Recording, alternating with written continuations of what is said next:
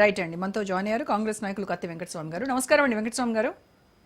నమస్కారం. సో వెంకటస్వామి గారు, at last final గా మొత్తానికి పనికిరాదు, వృధాగా 1,00,000 కోట్ల అవినీతి అని 1,00,000 సార్లు మీరు పదే పదే విమర్శించినటువంటి ప్రాజెక్టుకి రిపేర్ల కోసం అట్ లాస్ట్ టెండర్లు పిలిచి ఒక మంచి పని చేశారు ప్రజలకు, రైతులకు ఎస్పెషల్లీ అని. కానీ అదేదో ఈ 2 ఏళ్లుగా ఎందుకు నానా యాగి చేస్తూ రిపేర్లకి టెండర్లు పిలవకుండా ఎందుకు కాలయాపన చేశారు? అదేదో ముందే మీరు అధికారంలోకి రాగానే ఎస్ ఇక్కడ అవినీతి జరిగింది, ఇది సరిగ్గా లేదు, అది డ్యామేజ్ అయింది, అది మీన్ కుంగిపోయినాయి పిల్లర్లు, మరి అప్పుడే ఎందుకు పిలవలేదు? ముందుగా ప్యానెల్లో ఉన్న వాళ్ళకి నమస్కారం. నేను లేట్ గా జాయిన్ అయినా, కొద్దిగా ఛార్జింగ్ అయిపోతోటి నేను వెంటనే జాయిన్ కాలేకపోయినా.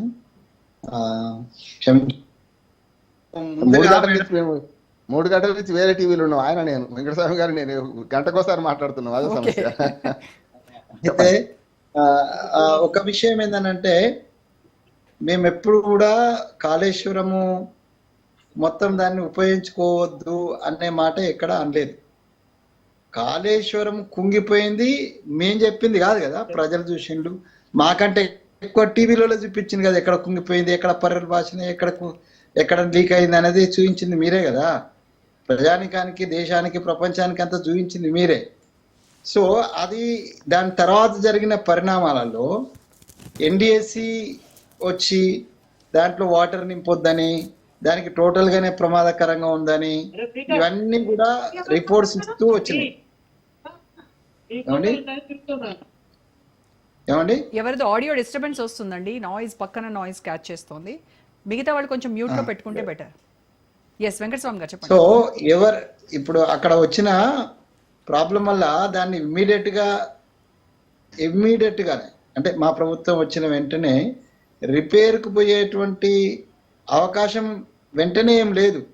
ఎందుకంటే దాని మీద ఎంక్వైరీ, దానికి సంబంధించినటువంటి టెక్నికల్ టీము, దానికి సంబంధించిన కేంద్ర ప్రభుత్వం నుంచి వచ్చినటువంటి ఎన్డిఎస్ అంటే నేషనల్ డ్యామ్ సెక్యూరిటీ వాళ్ళ సలహాలు, ఇక్కడ లోకల్గా ఉన్న సలహాలు, ఇవన్నీ కూడా పరిశీలన చేస్తూ ప్రతి కార్నర్లో ఒక మాట చెప్పుకుంటూ వచ్చినారు.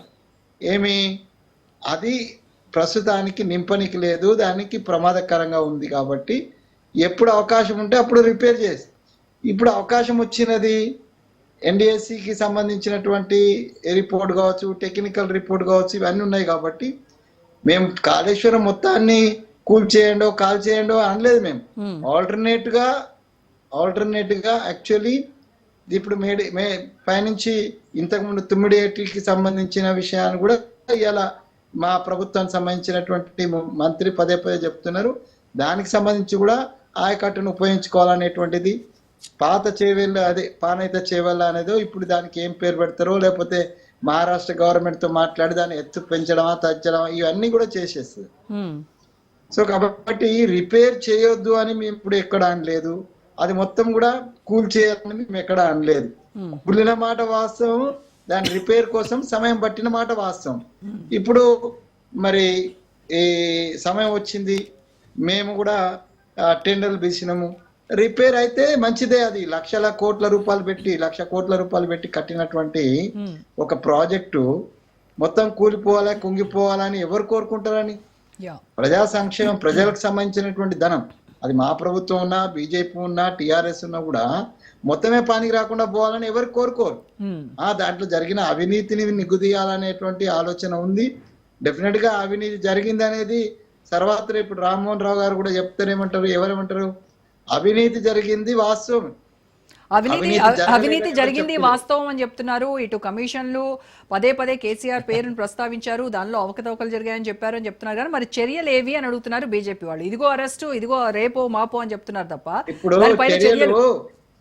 ఇప్పుడు నిన్నటి దాకా చర్యలు మమ్మల్ని అడిగిండు కదా, మమ్మలను బీజేపీ వాళ్ళు చర్యలు ఏవని అడిగినారు. ఇప్పుడు తాత్సారం చేసినాం అనుకున్నా, లేకపోతే మమ్మల్ని అసమర్థులు అన్నారు, రకరకాలుగా మాట్లాడినారు.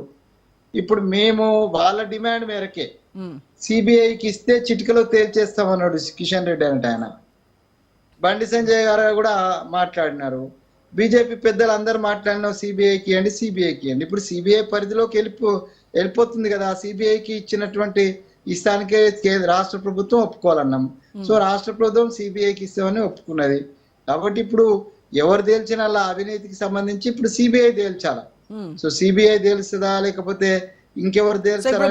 బాల్ వచ్చేసి బాల్ బీజేపీ కోర్టులో ఉంది.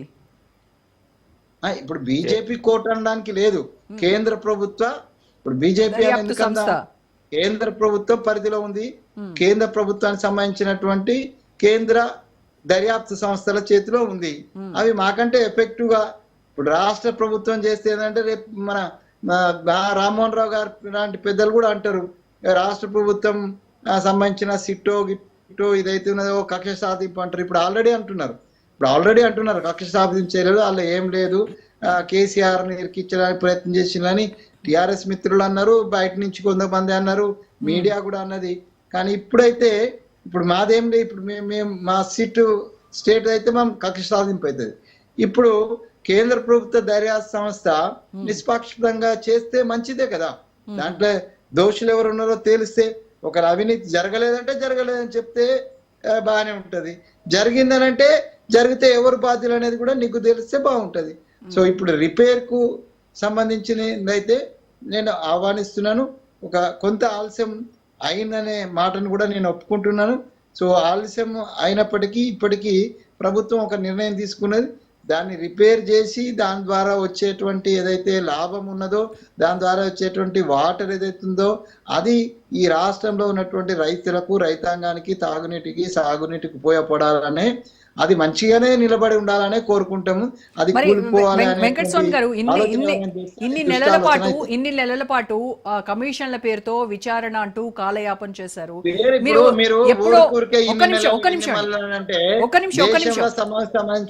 సిబిఐ ఎంక్వైరీకి మీరు ముందే డిమాండ్ చేసి ఉండొచ్చు. సిబిఐ ఎంక్వైరీకి మీరు ముందే కేంద్ర ప్రభుత్వాన్ని అప్రోచ్ అవ్వచ్చు కదా, కేంద్ర ప్రభుత్వానికి లెటర్ రాయొచ్చు కదా మీరు ముందే. 10 రోజుల్లో మీరు యాంకర్ గారు నేను ఒక క్వశ్చన్ అడుగుతా, చెప్పండి. ఈ దేశంలో నాకు ఒక్క కమిషన్ చూపెడతారా, ఒక్క ఇన్సిడెంట్ చూపెడతారా, 10 రోజులలో కమిషన్ తేల్చిన విషయం చూపెడతారా మీరు? అంటే మీరు తేల్చినటువంటి కమిషన్ ఒక నిమిషం వినండి వెంకటస్వామి గారు, లెట్ మీ కంప్లీట్. మీరు వేసినటువంటి కమిషన్ ఇచ్చిన రిపోర్ట్ పరిస్థితి ఏంటి మరి? ఆ రిపోర్ట్ అనేక కేసులు ఉన్నాయి, ఎన్ని తేల్చిండండి? అంటే మీరు మీ స్టేట్ గవర్నమెంట్ ఇచ్చినటువంటి ఏర్పాటు చేసినటువంటి కమిషన్ ఇచ్చిన రిపోర్ట్ ఏంటి మరి దాని పరిస్థితి? ఇప్పుడు మేడం నేనేం చెప్తున్నా, కమిషన్ కు టైం పడుతుంది. దాని మీద మీరు అంటే మీరు కానీ లేకపోతే ప్రతిపక్ష మిత్రులు కానీ ఊరికే టైం తీసుకున్నారు, టైం తీసుకుంటదండి. ఏ కమిషన్ కైనా తీసుకుంటది, చిన్న విషయాలకు కూడా కమిషన్ టైం తీసుకుంటది. ఏం తేల్చారు అనేది అడుగుతున్నారండి. వందల ఉదాహరణలు నేను చెప్తాను, ఉదాహరణలు చెప్తాను.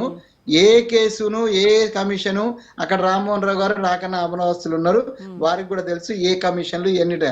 విమర్శ కోసము మమ్మల్ని ఏదో విమర్శించాలి కాబట్టి మీరు టైం తీసుకున్నారు అని అంటున్నారు, కానీ ప్రతి చోట తీసుకుంటారు. సరే మేము తీసుకున్న టైం ఎంత మీరు అనాల్సినవి అనేసినారు, విమర్శించాల్సిందే విమర్శించారు.